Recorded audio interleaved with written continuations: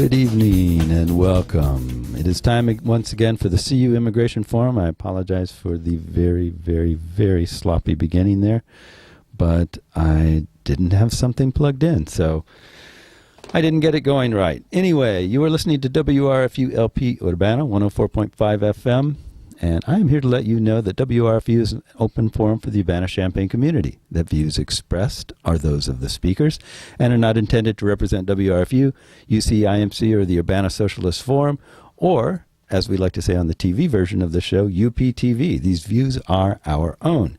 And today we have a couple of very charming guests with us. Would you care to introduce yourselves to our audience? Yes, my name is Maria Alanis.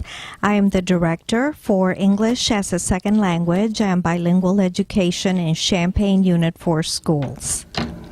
Buenas noches, mi nombre es Sol Ángel Tindera, soy maestra de la Escuela International Prep Academy, soy la maestra de primer grado. Okay, so if you want to keep talking, we can keep talking. If you are bored, I have plenty more to ask you, but it's up to you if you want to stay for the full hour. Yeah. I love this. Yes. Are you interested? Okay. Yeah, I mean, it's so important to educate our community. Yeah. We're game if you are, Okay, Tom. I'm perfectly game. This is interesting to me. So welcome back. This is part 2 of our episode. We're talking about dual language immersion. We're talking about English as a second language and all that sort of thing. One thing that I thought of while you were talking, how do you deal, since you were talking about privileging one language half the time, the other language 50% of the time, how about things like slang and colloquialisms? Do you avoid those? Are you teaching proper, like when you're teaching Spanish, are you teaching, like in school, they tried to teach us, Spanish from Spain, not Spanish like what most people in Mexico or Colombia or wherever would actually speak, but Castilian or however you say that. How do you deal with the realities of what people speak as opposed to what the textbook tells them they're supposed to speak? We try to teach proper Spanish, but we are never going to say an expression, a colloquialism, an idiom of expression the child may be bringing from home. We are never going to say, no, that's not correct. Because what are we saying to the child? That the way you speak at home and the way your parents speak isn't good enough? It's just a different form of saying the same thing. So we will teach them how to say a word.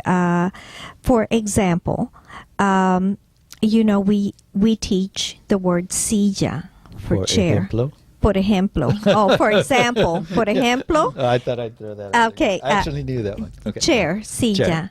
But there's other ways to say chair. And in like some rural parts of Mexico, the term is silleta. Silleta? Silleta. And, we teach silla, S-I-L-L-A, but we're not going to ignore and we're not going to correct the child. No, you don't say silleta. Se dice silla. Because that is part of that child's home culture, and it's Español de casa, Spanish from home. And we're certainly not going to say, oh, well, our Spanish is better. We want them to learn the words, what I hate to use the word correct, but like the Castilian type official Spanish. But we're not going to ever negate a child's use of the colloquialism that is a very important part of that child's home life and when he communicates with his parents or when his parents communicate with him. Me gustaría dar algunos ejemplos. Por ejemplo, hay un niño que dice, maestra, me duele la panza, para referirse al estómago. Y panza en algunos países de Latinoamérica se utiliza exclusivamente para el estómago de animales.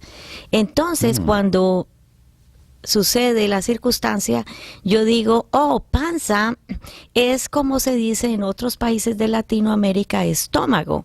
Es lo mismo, le doy el mismo nivel de importancia al slang o al coloquialismo que a la palabra de español estándar. Y a ese punto ya tenemos dos palabras para estómago. Tenemos panza y tenemos estómago. Y con el uso frecuente, los niños comienzan a asimilar que estómago se utiliza un poco más, y sin hacer presión, al final el niño termina diciendo más estómago y menos panza.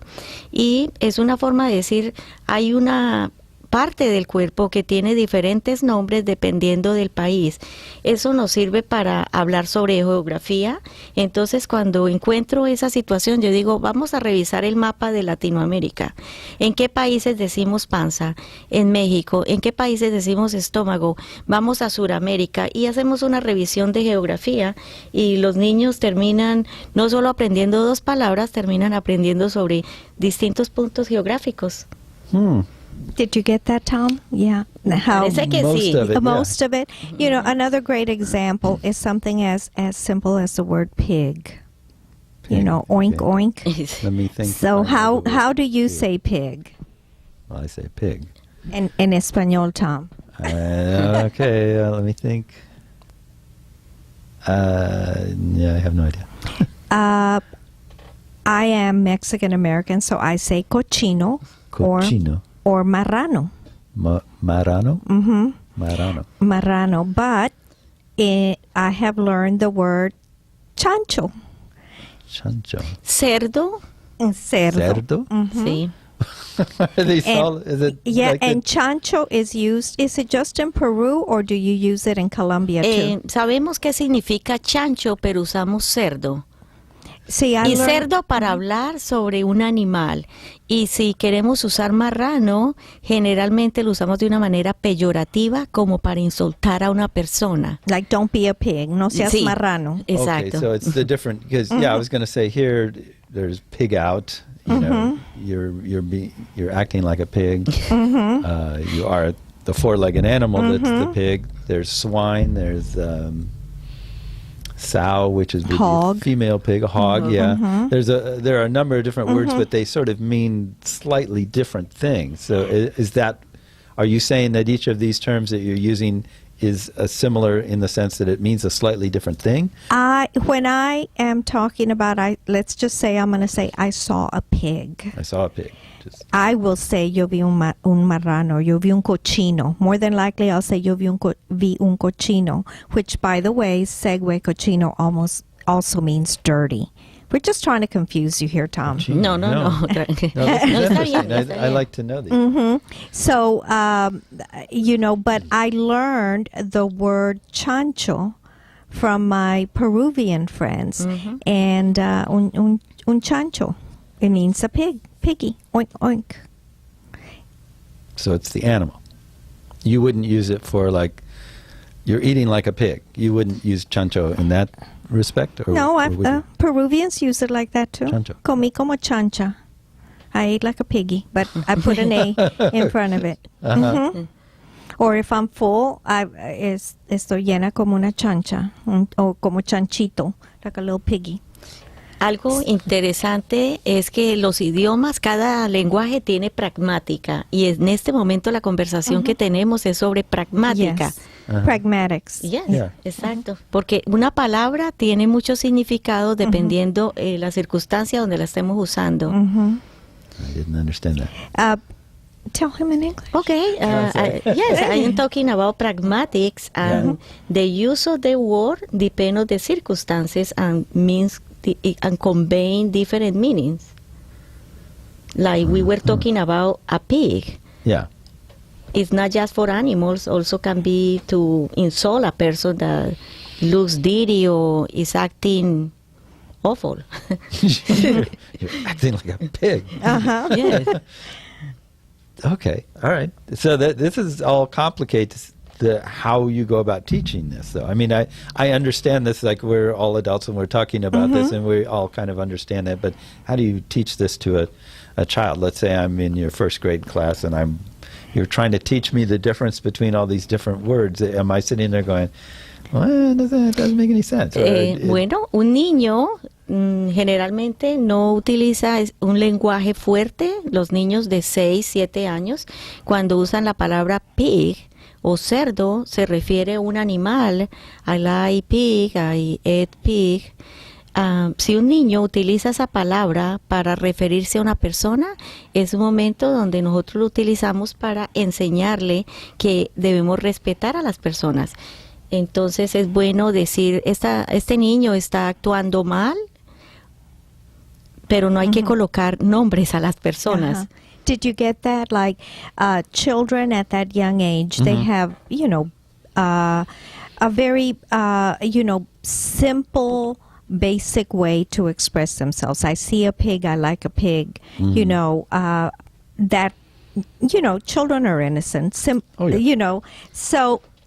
however, if a child should say to another child, you're a pig, or use it in an inappropriate manner, that is used as a teachable moment, and to work with the child and say, just because he was not being nice or whatever, let's talk through this. We don't call each other names, that kind of thing. It must be great to be a kid in some ways. You should come and visit us. You really should. We're just right down the road on Kirby before Mattis. Kirby before Mattis. Do you know where Panera is on Mattis and Kirby in Champaign? Yes. Okay, right before you get to Panera, it's on the same side, left-hand side. Before coming from what direction? Oh, going from Urbana. Oh. If you're going from Urbana into Champaign, you get on, Florida, turns into Kirby. Yeah, Florida. So you are going west on Kirby, and you will cross Prospect and you cross Neal, then Prospect, and then if you cross Kirby, you've gone too far. Yeah. But it's right before you get to Kirby, you'll see the school on the left-hand side. It's the original Carrie Busey School, if you know where that is. The building is the original Carrie Busey building. And now it is the International Prep Academy Dual Language School. And the only second language you have is Spanish? Yes. So you're not baby steps, Tom, baby steps. This is our first year. China is taking over the world. We do. Well, we do offer Mandarin at Garden Hills. The children at Garden Hills do study Mandarin. Yeah. Well, I mean, Spanish makes the most sense for this area, I think. Although probably Mandarin would be a close second. That's interesting. I didn't realize that wasn't still okay. It shows what I know. You told me where you were, and it didn't register like where physically this was. And how does one? Let's say I was a parent, which I am not, but let's say I was, and I wanted to put my children in. What do I have to go through to get into this school and be a part of your program? In Champaign Unit 4, we have a Schools of Choice registration system. So all our students, K through 8, get registered at the Family Information Center at the corner of Neal and Bradley Streets. That's the former Columbia building. It's a school, used to be a school. It's, right. Right. Yeah. So when you go there and you register your child, your kindergartner, you would say, I want my child to be in the International Prep Academy, dual language, and they will put you on the waiting list for that. And then there's a whole process that happens, student assignment.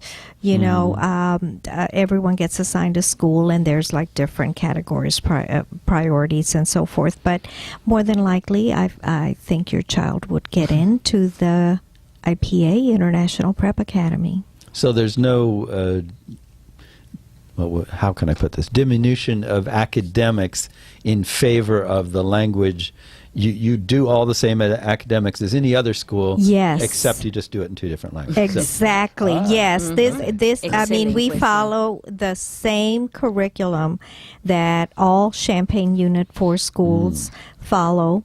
The only difference is we do it in 2 languages. So how cool is that? I think that's really cool. I think it's exciting. I wish more places would do that. And I don't understand. I mean, I honestly don't understand why anyone would think that wasn't a great idea. You know, that baffles me. Almost every other country in the world, everybody speaks like, oh, I speak 16 languages. Yes. You know, here in the U.S., it's almost like people pride themselves on not speaking anything but English, and they don't even do it that well, for the most part. No offense to listeners, but honestly, you don't speak English too well, and you're supposed to because it's your only language. So I think, anyway, I forgot what I was going to say. Doesn't matter.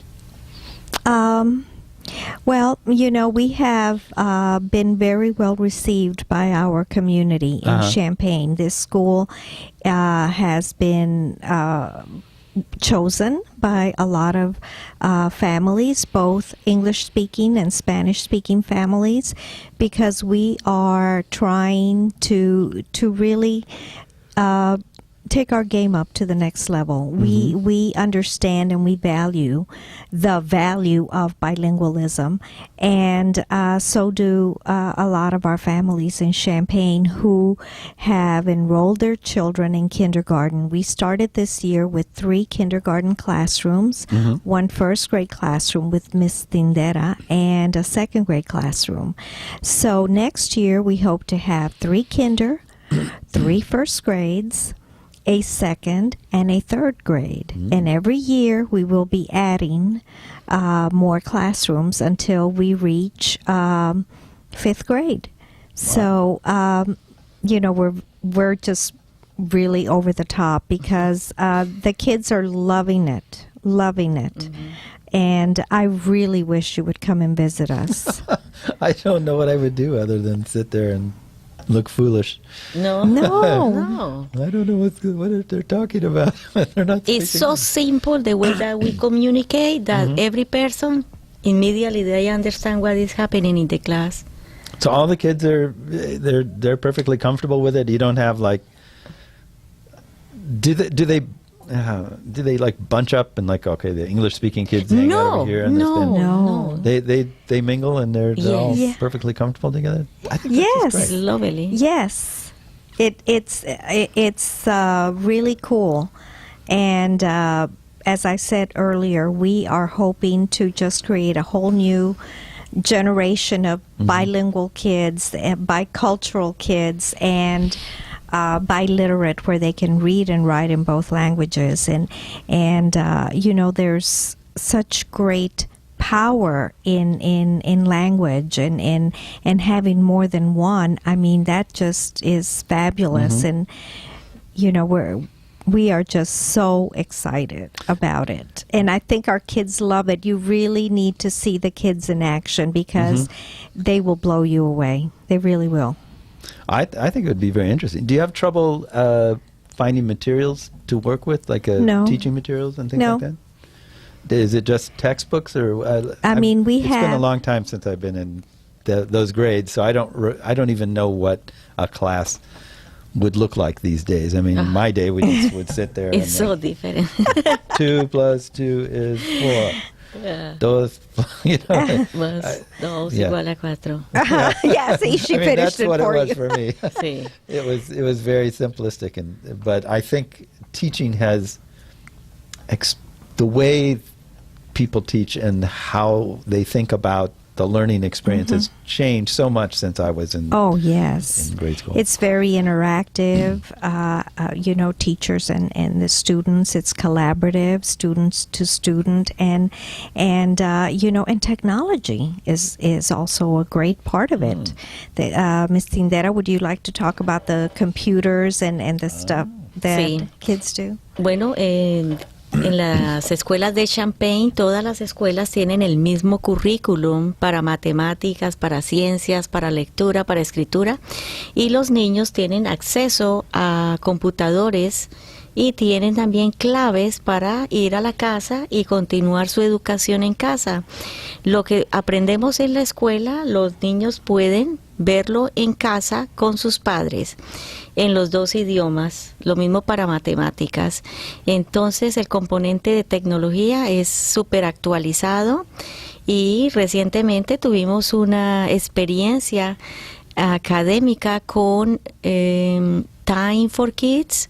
Tuvimos un contacto con una científica del Polo Sur, donde ella nos contaba sobre los pingüinos, y los niños de mi salón estaban viendo a la científica y los niños querían escribir preguntas para la científica. Yo las escribía y la científica las miraba, todas las preguntas de los Estados Unidos, y las contestaron. Entonces la tecnología está presente en el salón. Nosotros también tenemos una cámara donde podemos ver los pingüinos en el zoológico de Florida, de Orlando, y vemos qué hacen las tortugas. Cuando estamos un poco cansados o queremos ver algo divertido, prendemos el computador y vemos qué está pasando en el zoológico de Orlando con tortugas o con pingüinos, y podemos comunicarnos con diferentes personas en diferentes lugares del mundo. Did you get that? You lost me there. Okay. They Miss Tindera's classroom, turtles, tortugas, turtles. Sí. Yes. Pingüinos, penguins. Miss. Okay. Miss Tindera's classroom. Just participated in a Skyping interactive lesson with a scientist. They were studying penguins in her classroom, and they participated in this like Skyping interactive lesson with a scientist who was live in the South Pole. Oh. So her students had questions, and the questions were asked, and it was Miss Tindera's classroom and other classrooms across the country, because it was with Time magazine for kids. And so they wrote about it. I mean, they have been working about penguins, and I mean, just having that, I'll call it FaceTime through the computer with a scientist, who is live in the South Pole with the real penguins and everything, and answering not only the questions from the kids in Miss Tindera's classroom, but from classrooms across the country. That was just one example of how technology makes learning so dynamic for children. Another thing that Miss Tindera's children have is that they have connected with the is it SeaWorld? Yes. It's SeaWorld in Orlando, and they can go on the computer, and they have like a live webcam in where the penguins are and where the turtles are, and the kids can check on what the penguins during their eating whatever they're doing. And of course, what does that do? It motivates them talking about it and being wanting to find out more. And as she mentioned early in what she was sharing with us, is that the students, because technology is so important, not only do we have the curriculum in books, right? But it's online. The kids have a key, a password, a login, and when they go home, they can log in and look at stuff in language arts and reading and math with their parents online. Yeah, that's what was confusing me about what you were saying, because you mentioned Orlando, and I was like, okay, she's talking about Florida. Yes. And you said Tortugas, and I was like, there's an island chain, Tortugas. I don't remember where that is, but she's talking about geography now, and I was like way off. Tortugas, turtles. Tortugas is turtles? And pingüinos, penguins. Pingüinos, okay. That I should have gotten that one, but... Sometimes if you're reading, it's easy to understand when a person is talking. Yes, because if you're reading a document, you can take your time and you can say, oh, this word looks similar to that. So reading is easier too. Yeah, when we finish the interview, we'll write out penguins and pingüinos, and you can see that they're almost a cognate. Well, it sounds like it, yeah. Interesting. Tortugas, tortoise. Yeah. See, tortugas, tortoise, turtle. Is that a mountain chain or a chain of islands? No, it means turtles. I know, but isn't there also a mountain chain or? I think it's an island. No, Solange, tortugas. Que no hay una isla que se llama Tortugas. Islas Galapagos. Are we talking about Galapagos? No, unas islas que se llaman Tortuga Islands. No, yo no sé. Bueno, podemos investigar. We'll invest.